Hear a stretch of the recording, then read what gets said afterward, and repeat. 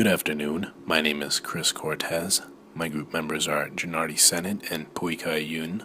We have chosen to discuss the current threat and consequences of ground-level ozone.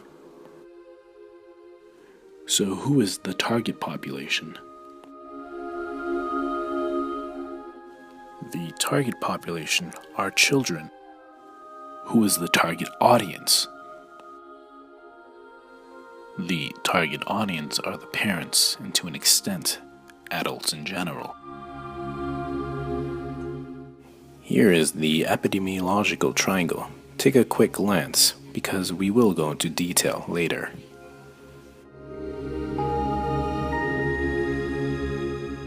So, what is ozone? Ozone, which is also known as trioxide, is a gaseous material which exists in two forms. In one form, it exists in the upper atmosphere as a protective sheet of gas known to most people as the ozone layer. In its other form, ozone is a health hazardous material which exists in the Earth's lower atmosphere, typically at ground level, and is a quickly growing health concern among the people of today's world.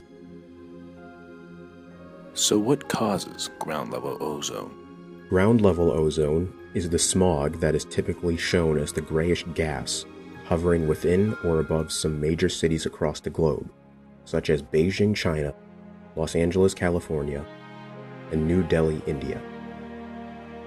This thick smoke forms in these cities when there is a chemical reaction between trioxide, nitrogen oxide, and volatile organic compounds in the presence of sunlight.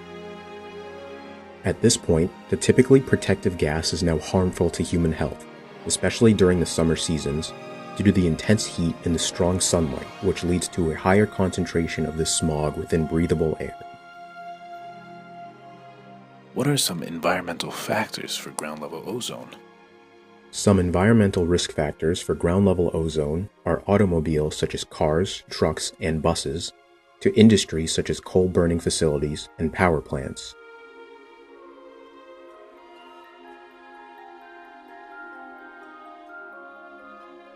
Typically, any technological advancement that releases chemical gases into the environment can lead to ozone production. Even things such as outdoor grills and lawnmowers can contribute to the problem.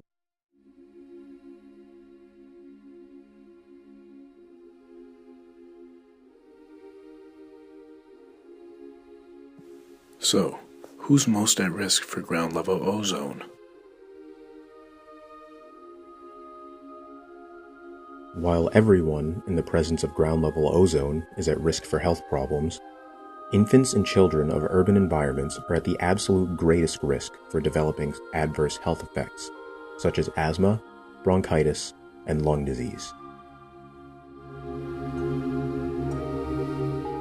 The reason why children are at greater risk when compared to adults is due to their physiology and their psychological mindset. Children have a much higher respiratory rate in comparison to adults, meaning that they inhale and exhale much more often. Certain levels of ozone air pollution that, while ineffectual on adults, can lead to harsh respiratory distress among children. While urban children are the most at risk for ozone exposure, most people living in suburban or rural environments can be exposed to dangerous levels of air pollution. Now, what are some clinical signs of ozone exposure? As previously mentioned, asthma, bronchitis, and lung disease are all adverse effects. However, knowing the symptoms of these outcomes are just as important.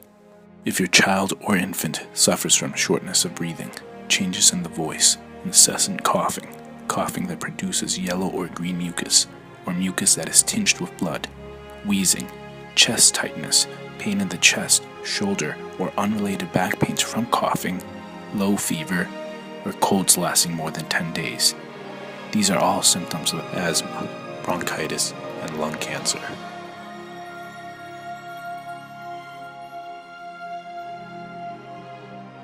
Within New England, there is a network of approximately 60 ozone monitoring stations during the ozone season. There are many of these ozone monitoring stations that actively track air quality levels throughout the day. There are also ozone forecasts which are available to the general public.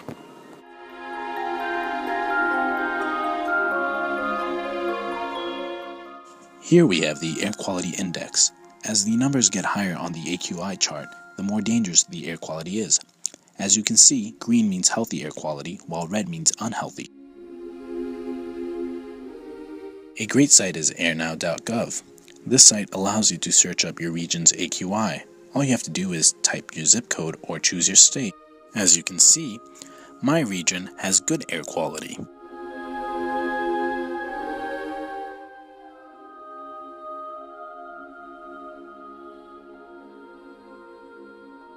This information would be great as a teaching tool for those who do not know much about ground-level ozone and its detrimental effects on the human body.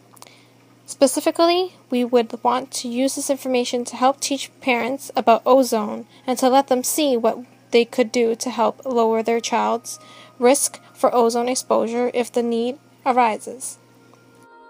Parents can reduce their children's exposure to ozone by reducing time spent outdoors by reducing the level of activity done in an outdoor environment.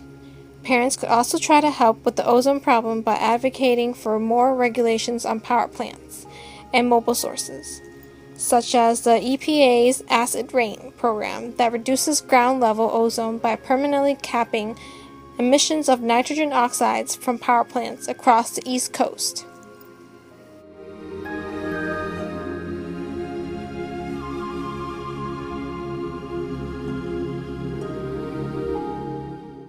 Beijing government had put measures into place to combat intense levels of smog in the city on January 29, 2013. They had shut down more than 100 manufacturing factories and had stopped all outdoor government activities, including news reporting. This intervention came into effect after the second straight day of the smog. China has an issue with increased prevalence of ozone pollutants because of their rapid industrial growth in recent years. Since 2008, the amount of automobiles in Beijing had risen from 3.13 million to 5.18 million. There has also been a large increase in the number of coal-burning facilities in the city due to China's adoption of a growth-at-any-cost mentality, which causes officials and executives of Beijing to have little incentive to slow down this economic growth within the city. The air quality index of China on the Tuesday of this government intervention was over 500, according to officials.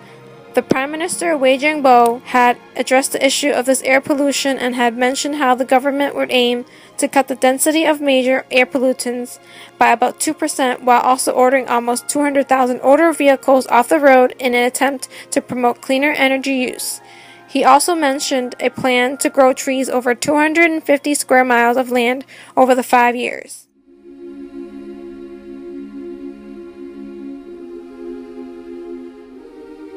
In conclusion, not only does this affect the future generations to come, but it affects every person on this planet right now. This is not an issue that will only have ramifications in the future. The consequences are occurring at this moment. We must take action immediately, and not only educate ourselves, but the children as well.